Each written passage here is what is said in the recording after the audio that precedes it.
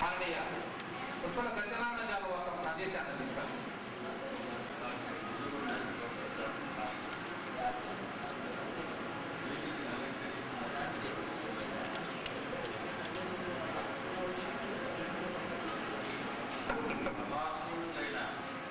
పెద్దలు మీ అందరికీ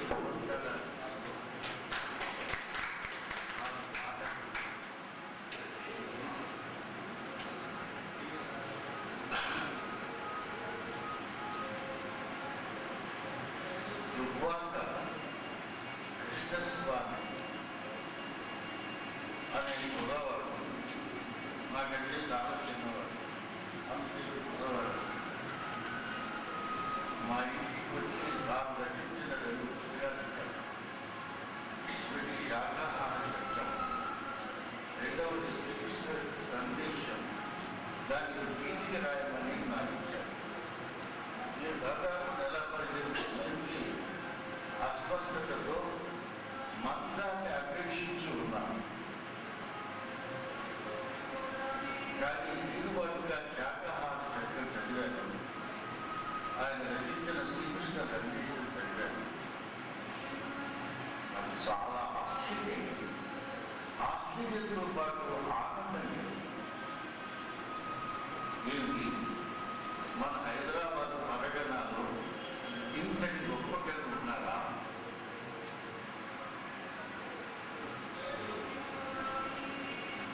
అని నాకు ఆశ్చర్యం. ఇక్కడ మీరు చూశారు, ఇంటర్మీడియట్ వరకు చదువుతున్నాను. ఇంటర్మీడియట్ వరకు చదువుకున్నటువంటి వ్యక్తి ఏమి పని చేశాడు? అధ్యాపకుడా, ఉపన్యాసకుడా, ఇక్కడ రాజకీయ సంబంధం ఉన్నదా? ఏది లేదు. అతనికి ఇటువంటి ఉత్తమ సంస్కారం ఎలా అబ్బింది? శాకాహార శరీరం రాసే సంస్కారం ఎలా అబ్బింది? ఒక శాకాహార విషయంలోనే కాదు, సామాజిక జీవితంలో చదువుకుంటే అంత సంస్కారం అబ్బుతుంది. ఎన్ని గ్రంథాలు దేశాన్ని ఎంతగా పరిశీలించారు. సంస్కృతంలో దండి అని ఒక మహాపండితుడు ఉన్నాడు. ఈ కవిత్వం అనేది సరస్వతి కటాక్షం వల్ల మీరు మహాపురుషుడి ఆశీర్వచనం వలన ఆచార్య దండి, సరస్వతీ దేవి చేత స్థుతింపబడిన వాడు ఆచార్య దండి. దండిని 3 సార్లు అన్నదల సరస్వతిని కాళిదాసును కూడా మినహాయించి. అలాంటి మహాపురుడు ఈ విషయాన్ని తన కావ్యాదర్శ గ్రంథంలో చెప్పారు. రాష్ట్రమందిర వక్తిని అని అంటారు ఆచార్య. అతని చదువు ఏమిటి? ఇంటర్మీడియట్ వరకు చదువుకున్నాడు. ఇంటర్మీడియట్ వరకు చదువుకున్న వాళ్ళకి ఇంతటి పాండిత్యం లేదు. ఇంత చక్కని కవితలు రాయ ఒక నవ సమాజాన్ని స్థాపించదగినటువంటి ఉత్తమ గ్రంథాన్ని ఆయన శ్రీకృష్ణ సందేశంగా, శ్రీకృష్ణ సందేశం అంటే భగవద్గీత, అవి 700 శ్లోకాలు. మీరు రాసినవి 700 శ్లోకాలు. ఈ కృష్ణ స్వామిలో శ్రీకృష్ణుడు ప్రవేశించాడు.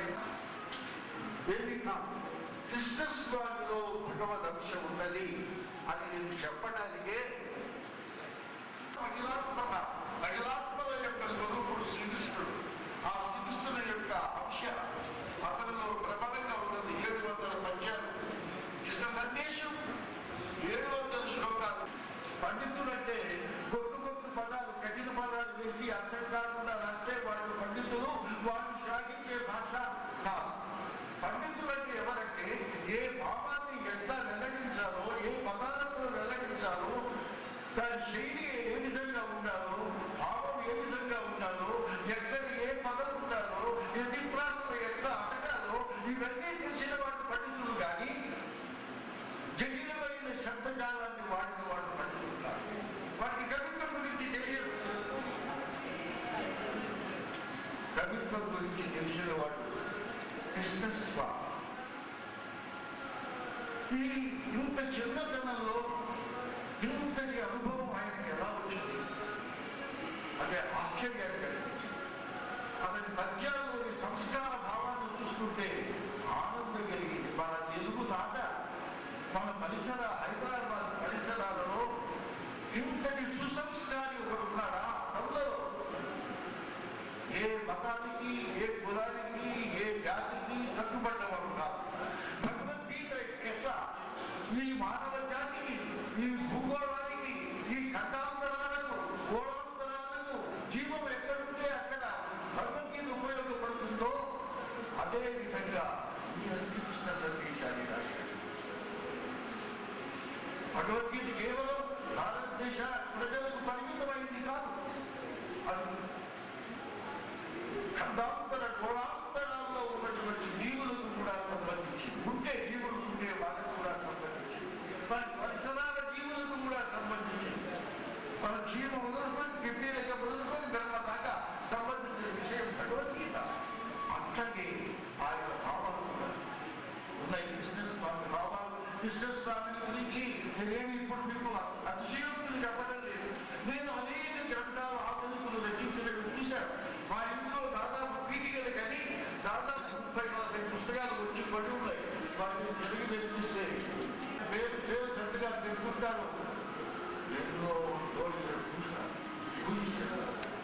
సంస్కారం లేదు, భారతీయత, మన జాతీయత లేదు, మన సంస్కారం లేదు, మన జాతీయత లేని గ్రంథం లేదు. ఒక మంచి విషయం చెప్పటం లేదు.